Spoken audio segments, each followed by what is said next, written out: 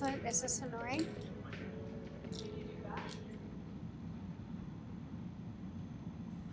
I don't think anybody really talked about aging. And since both my parents had lots of friends of various ages and they were always sort of in and out of our worlds, I don't really. I all of a sudden sort of became a senior citizen, and it surprised me because I didn't really think about it. To a certain extent, realizing I'm not in the target audience for most things, that was something. When a doctor will say, people of your age, oh my God, I just remembered. I was at a pharmacy once and I was asking the pharmacist to give me a specific medicine over the counter. So he came out and I was looking at him and I was thinking, he's really old. And then he's looking at the various things and then he said, people of our age. And I'm thinking, no. Hell yeah. Always. I mean, if there also friendships are different, mentorship is different, love is different. At my age, a lot of things are better. I don't ever remember experiencing the highs and the lows with as much vigor as I do now. Like I really have a lot more fun now. I mean, I had a lot of fun when I was younger too, but I'm kind of liking where I am. Well, I don't really dream of the past or dream of the future. I have a lot of friends who think about things they used to do, or like, oh man, I used to have access to this, or, I used to go to those parties. But I don't think in terms like that. I really am exactly where I am. And I think about things I'm working on, but I don't know. I think, I've never been to Mexico. I'm thinking, oh, when I go to Mexico, this is what I'm going to do. Like, I still think of things. There are limitations, for sure. There are things I can't do now that I used to be able to do. But I'm sort of at a position, if I have to sit, I'm at a vantage point now that I can appreciate. And I don't know. I focus on what I can do, not what I can't do. That's the answer.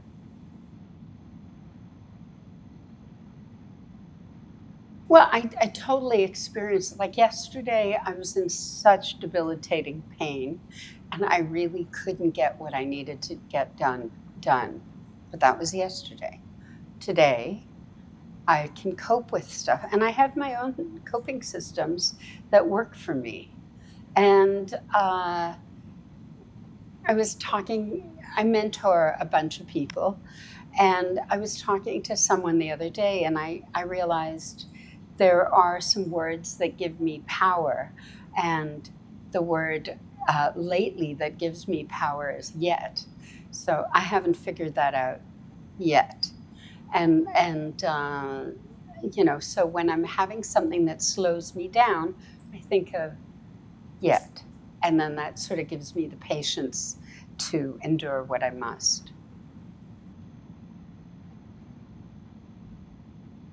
I don't know. I've always appreciated the people that I love.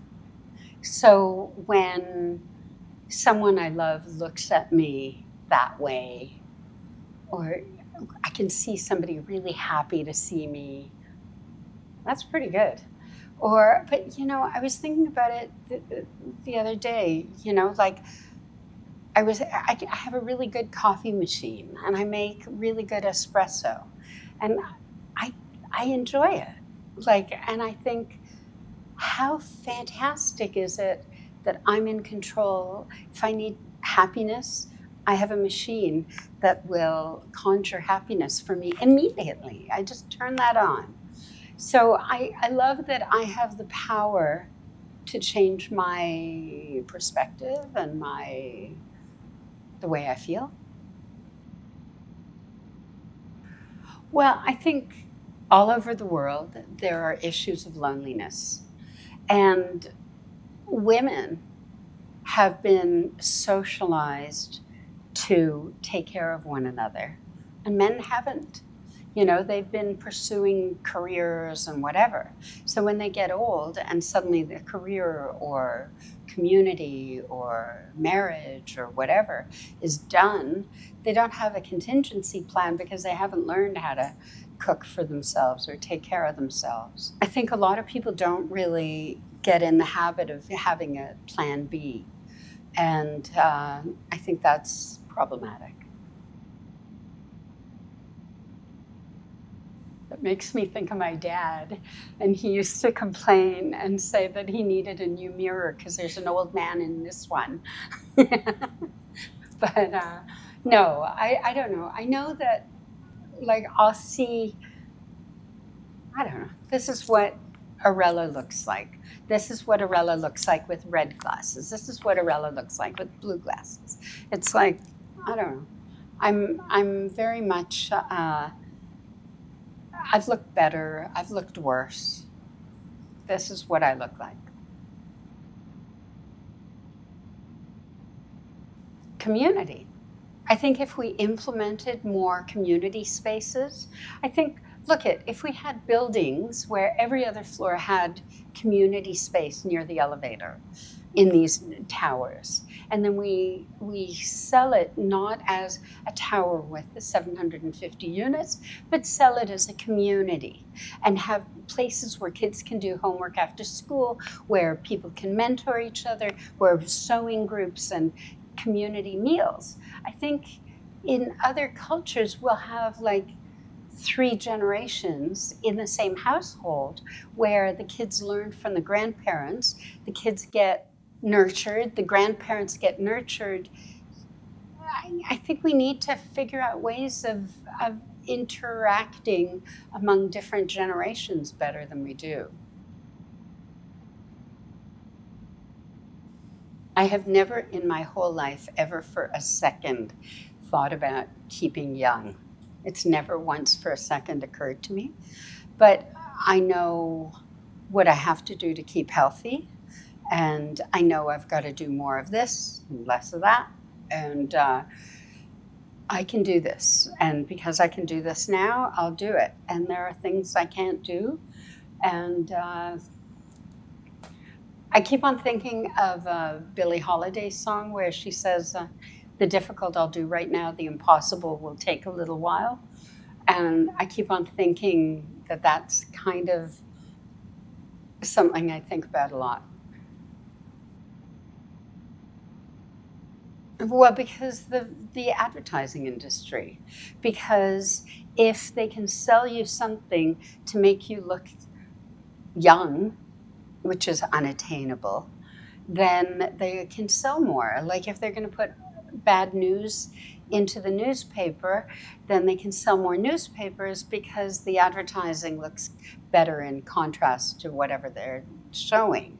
I mean, but by the time we're at a more powerful age, we've ingested so much negative advertising about aging. Like, oh, you better buy some of this because you're looking old. It's so unsustainable, illogical. It doesn't make any sense. It's much better to appreciate our strength now and figure out how to plant a tree as well.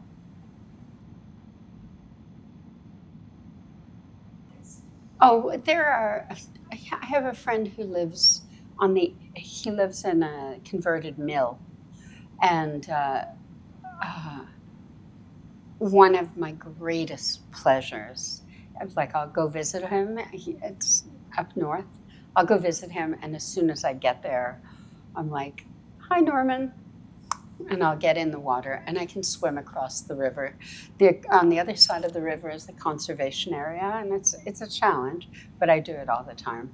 And swimming across that river, and sometimes when I'm in an MRI machine or something, I have regular MRIs because I still live with a brain tumor. And but sometimes when I'm in the MRI machine and I'm trying to remember, oh wait, did I breathe in or now I have to breathe out? Did I do the other one? Oh God, is it breathing in? And I can't remember. And it's so, I hate MRIs, and I get them done very regularly. And I find that if I think of myself swimming across that river, I find it regulates my heart rate, my breathing, and I can do what I need to do, and I gain strength.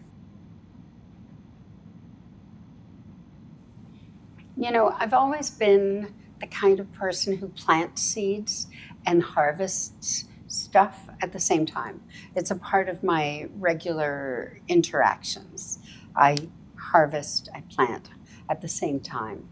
And I think it's funny, I was thinking about myself at 25, and well, I think about how busy I was at 16 and all the things I did as a 16-year-old. I'd applaud myself for having a lot of interests, and I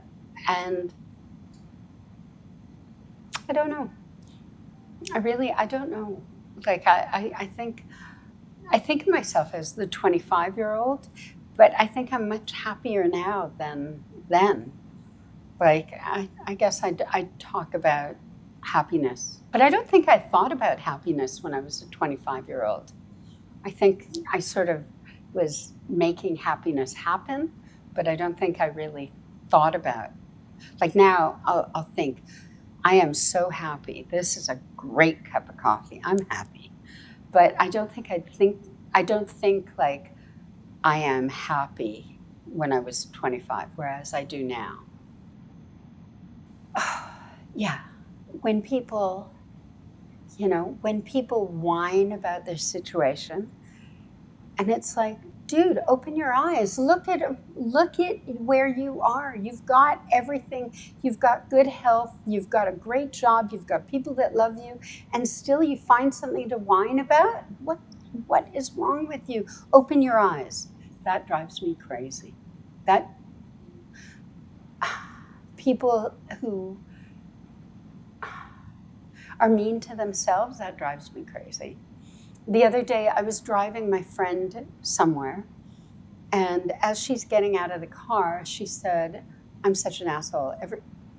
Every time I get out of the car, I look like a slob. I can't figure out how to get out of a car gracefully because I limp and whatever.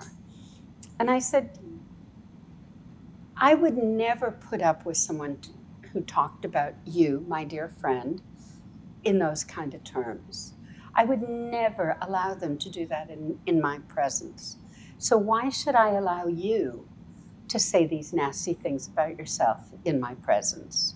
Like, don't bother me, So I don't like it when people put themselves down. I don't like it when people whine about their situation without making an effort to ameliorate it. That kind of thing drives me nuts. For most people, they need to figure out how to conjure happiness on a regular basis, how to make little happiness and big happinesses, and how to make that all happen at the same time. Because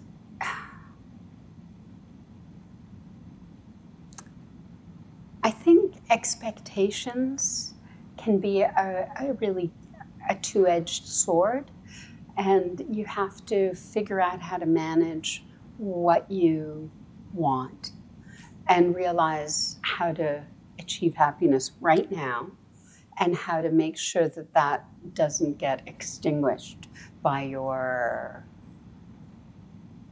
financial goals or whatever. I worked at a multimedia company, and there was a security guard, and it was like they had these security guards lived in a bachelor apartment, 3 men in a bachelor apartment, the entire place was basically a bed. And they would just work at the same company at these shifts. But they were really happy. They figured out how to make it. They went home to sleep. They went to the library. They figured it out.